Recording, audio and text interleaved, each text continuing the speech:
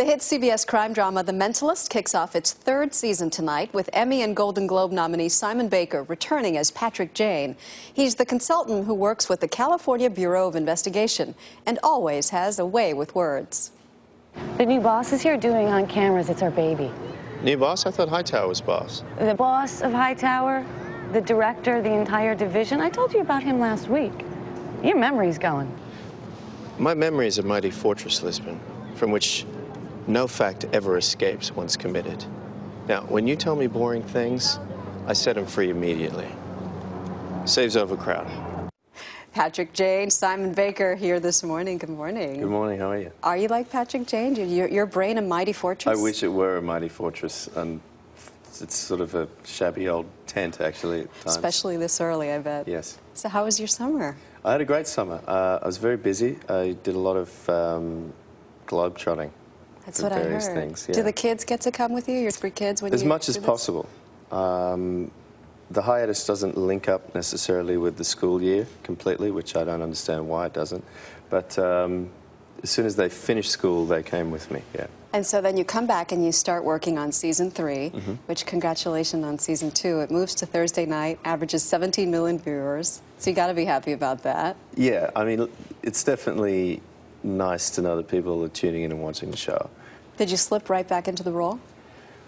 Yeah, I mean, I understand the character well enough now, but each year I always sort of, you know, it's almost like a New Year's resolution. I want to make things better and sharper. It's kind of, I'm familiar with the character. It's kind of like putting on a suit that you've owned for a long time and just tailoring it a little bit so that it fits. Take it out where you've put on a little weight, take it in if you've taken off a bit of weight.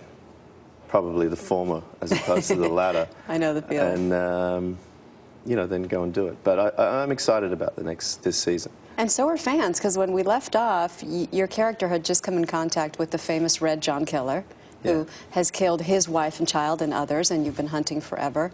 How is that going to play out? I'm not exactly sure how it'll play out, but what I like about this next season is that we focus a lot more on the Red John story and a lot more on the personal sort of challenge that Jane has to that drives him every day, and that sort of urge to seek revenge. You have a lot of fans, and some of them wrote to us on Facebook, so I'd like to read you some of their questions. Okay. Lisa would like to know, any more feature films coming in the near future? He was so sexy in The Devil Wears Prada. You know you were. Pardon? You know you were. Oh, I'm not so sure, to be honest. I'm actually, you know. You always like that. You always play it down. No, I never can. I always try. Yeah, you're doing a good job. So anything else coming up? Yeah, I did a movie. I did a movie during my hiatus that I just finished called Margin Call that I shot in New York, which was a pretty spectacular cast. Kevin Spacey, Stanley Tucci, Zachary Quinto, Jeremy Irons, Paul Bettany, Demi Moore. And it's all based around the financial collapse. It's kind of a pretty suspenseful sort of film. And the last question, it's a good final note, and it's from Sandy. She wants to know, is it as fun as it looks? Yeah. It shows. Yeah. Good. Thank you so much, Simon Baker. Always a pleasure. Cheers. And you can see the season premiere of The Mentalist tonight at 10, 9 Central, right here on CBS.